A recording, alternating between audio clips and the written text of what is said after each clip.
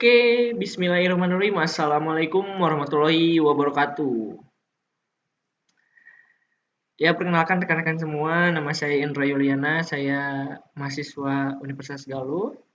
Saya dari kelas Manajemen Karyawan B. Di sini saya mau menjelaskan mengenai tugas komputer bisnis 1. Sebelumnya, saya memohon maaf atas keterlambatan tugasnya dikarenakan pada saat penyusunan laporan tersebut banyak hal-hal yang harus disesuaikan lagi karena pas mau ke akhirnya banyak yang akhirnya tidak balance. Nah, mudah-mudahan sekarang insya Allah balance. Oke, kita langsung saja kepada intinya. Di sini saya mengerjakan tugas komputer bisnis 1 yang tugasnya itu diberikan pada tanggal 8 Oktober 2021 maksudnya. Oke. Nah, untuk tugasnya di sini harus membuat jurnal umum, buku besar, neraca saldo dan sebagainya. Dan untuk soalnya ini di bawah. Oke, kita lanjut saja. Ini untuk jurnalnya terlebih dahulu. Oke, yang pertama pada tanggal 1 Oktober, Nyonya Pinot memulai usahanya memiliki informasi harta sebagai berikut. Jadi ini bisa dikatakan sebagai modal Nyi Pinot untuk membuat salon Pinot tersebut. Oke. Poin A, pada tanggal 1 Oktober, uang tunai senilai 5 juta rupiah. Jadi uang tunai tersebut yang 5 juta itu jadi masuk kas 5 juta dan untuk modalnya 5 juta disimpannya di kredit. Karena uang tunai di sini bisa dikatakan jadi sebagai tambahan untuk masuk ke kas. Jadi disimpannya di debit. Untuk selanjutnya poin B, piutang usaha. Piutang jasa maksudnya. Jadi untuk piutang jasa di sini piutang jasanya masuknya ke debit dan modalnya ke kredit. Lalu selanjutnya perlengkapan salon 7 juta. Perlengkapan salonnya di debit dan untuk modalnya di kredit. Lalu selanjutnya peralatan jasanya di debit dan modalnya di kredit. Oke, selanjutnya untuk tanggal 2 Oktober yaitu dibayar sewa gedung untuk salon 1.200.000 untuk masa sewa 1 tahun. Jadi kan ini dibayar. Jadi dibayar di sini maksudnya jadi sewanya itu dibayar langsung di muka senilai 1.200.000. Jadi di jurnal umumnya sewa dibayar di muka, ya ini untuk sewa gedung. Di debitnya 1.200.000 dan untuk kasnya di kredit 1.200.000. Kenapa kasnya di kredit? Karena sewa dibayar di muka ini terhadap kas, jadi kasnya itu berkurang dikarenakan untuk membayar sewa gedung tersebut. Oke, selanjutnya untuk tanggal 4 Oktober, pembelian peralatan salon sebesar 3 juta secara kredit. Jadi, untuk peralatan salonnya kita simpan di debit 3 juta. Dikarenakan ini secara kredit, maka kita juga mempunyai hutang. Hutangnya itu kita disimpan di sini di kredit senilai 3 juta rupiah. Oke, selanjutnya tanggal 6 Oktober dikeluarkan uang tunai sebesar 50.000 untuk membayar iklan di koran. Jadi ini untuk membayar iklan ya bisa dikatakan ini untuk beban iklan. Jadi ini konsepnya seperti yang tadi untuk sewa dibayar di muka. Jadi untuk membayar iklan tersebut tentunya kasnya jadi berkurang. Jadi beban iklannya disimpan di debit untuk 50.000-nya dan kasnya disimpan di kredit 50.000. Oke, selanjutnya tanggal 10 dikeluarkan uang sebesar 500.000 untuk membayar angsuran utang kepada toko Sinar. Nah, ini untuk membayar hutang ke toko Sinar 500.000. Nah, untuk membayar hutang tersebut, maka kasnya juga berkurang. Lalu selanjutnya dibayar upah karyawan 150.000, tanggal 15 yang ini. Sama ya, lalu selanjutnya diterima pendapatan bulan pertama senilai 4 juta rupiah. Jadi untuk pendapatan dikarenakan ini pendapatan berarti pendapatannya itu masuk ke kas. Jadi kasnya bertambah. Jadi kasnya disimpan di debit. Nah, jadi ini kas disimpan di debit. Jadi debitnya bertambah. Nah, untuk pendapatannya berkurang. Nah, untuk selanjutnya dibayar rekening telepon dan listrik bulan ini 150.000. Yang ini jadi beban telepon dan listrik 150.000. Lalu selanjutnya tanggal 31 Oktober beban dibayar upah karyawan lagi sebesar 150.000. Maka beban upah karyawannya juga dikeluarkan lagi senilai 150.000. Lalu selanjutnya pelayanan salon yang pembayarannya tidak diterima langsung sejumlah 1.450.000. Jadi dikarenakan di sini ada kalimat tidak diterima langsung, maka ini juga bisa disebutkan piutang. Sebab uangnya enggak langsung masuk ke kas. Jadi tidak diterima secara langsung. Maka piutangnya itu senilai 1.450.000 dan pendapatannya dikredit 1.450.000. Selanjutnya pengambilan pribadi oleh pemilik sebesar 200.000. Jadi ini itu pengambilan pribadi itu bisa dikatakan private untuk pemilik. Nah, pemilik di sini yaitu Nyonya Pinot, yaitu private Nyonya Pinot sebesar 200.000 dan kasnya dikarenakan berkurang disebab pengambilan pribadi oleh pemilik sebesar 200.000. Jadi kasnya itu berada di kredit. Nah, seperti itu. Nah, jadi untuk jumlahnya kalau misalkan di sisi debit dan kredit sama berarti itu sudah benar gitu, balance. Oke. Selanjutnya kita ke buku besar. Nah, buku besar di sini maksudnya untuk mengelompokkan nama-nama akun. Jadi misalkan tadi akun kas. Jadi di tanggal berapa saja akun kas ada gitu. Jadi misalkan pada akun kas ada pada tanggal 1, 2, 6, 10, 15, 27, 31, 31 ada 2. Nah, di sini juga harus seperti itu. Kita tinggal memindahkannya. Nah, lalu untuk di saldo di sini, ini itu untuk pengoperasian bilangan dari debit ke kredit. Misalkan di sini ya, mohon maaf ini ada jarak ya, dikarenakan ini ada kemarin ada yang salah jadi di tip E.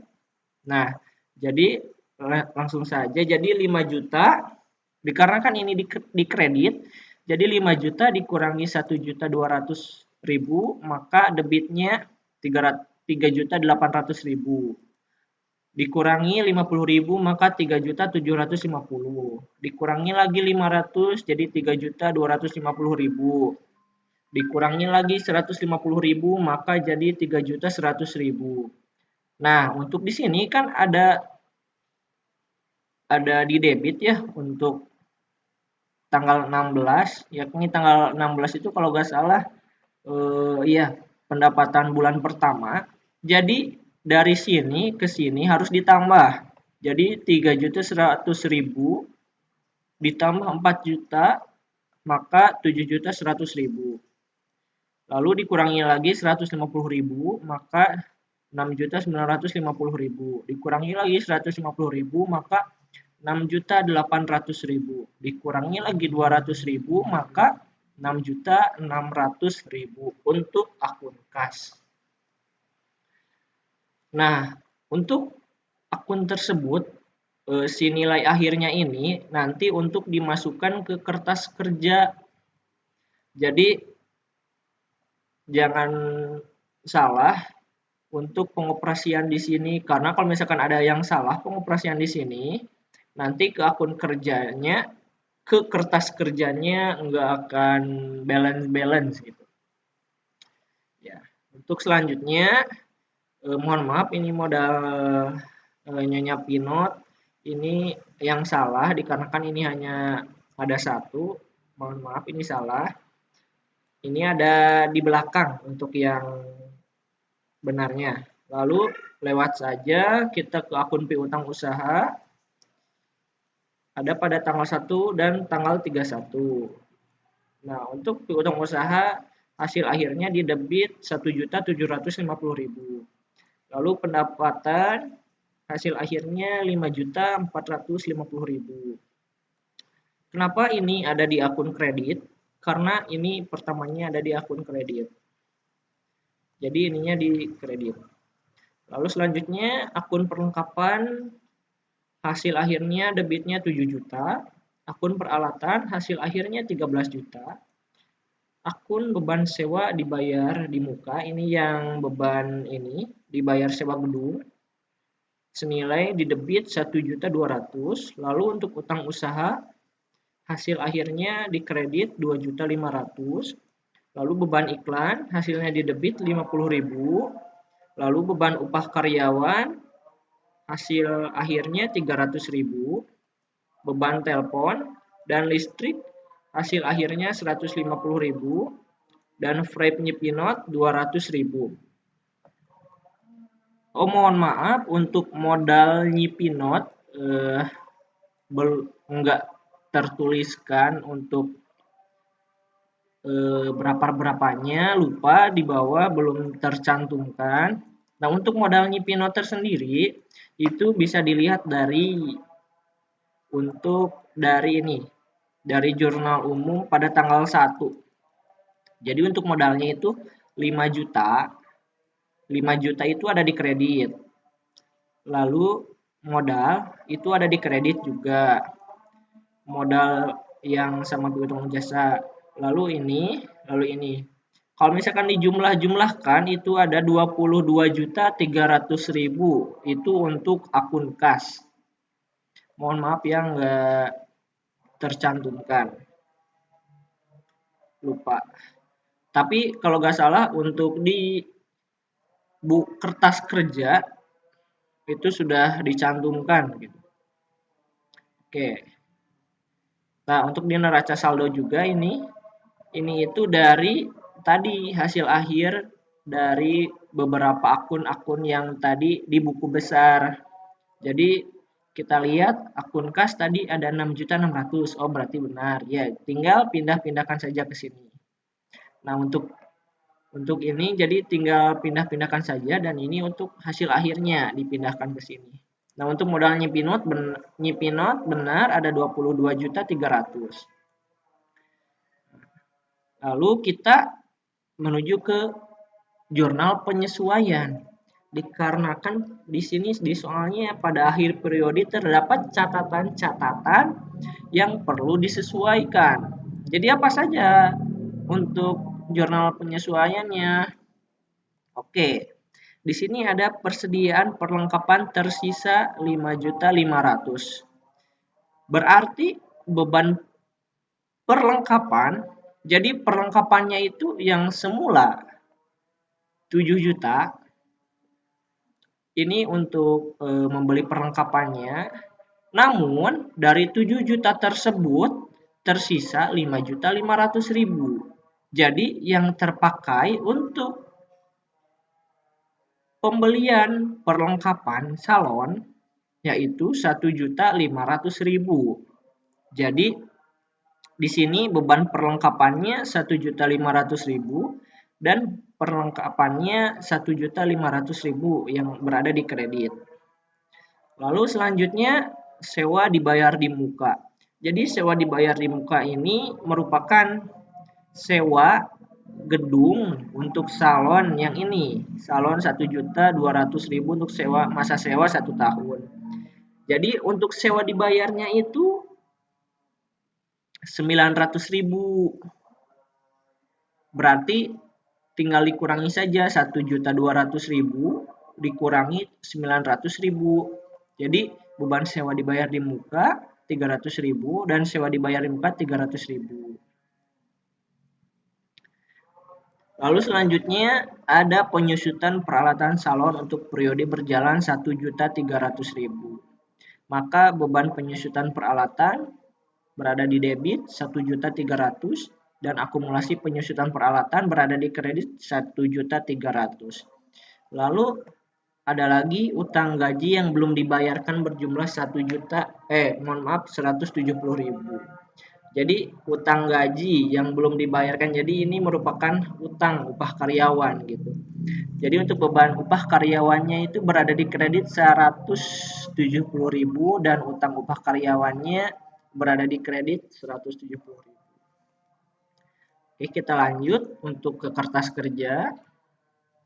Nah, di kertas kerja ini mungkin sangat mudah sekali kalau misalkan dari jurnal umum lalu neraca saldo, buku besar sama jurnal penyesuaiannya sudah balance, sudah benar gitu. Jadi kita tinggal pindahkan saja untuk ke kertas kerja ini neraca saldo di sini. Jadi ya tinggal pindahkan saja dari yang tadi. Lalu jurnal penyesuaiannya juga tinggal dipindahkan saja dari sini ke sini.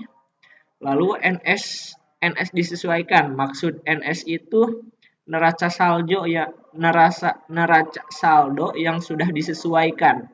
Jadi maksud neraca saldo yang sudah disesuaikan ini jadi neraca saldo yang sudah dioperasikan tambah atau kurangnya dengan jurnal penyesuaian gitu. Jadi ini hasil akhirnya setelah dilakukan jurnal penyesuaian.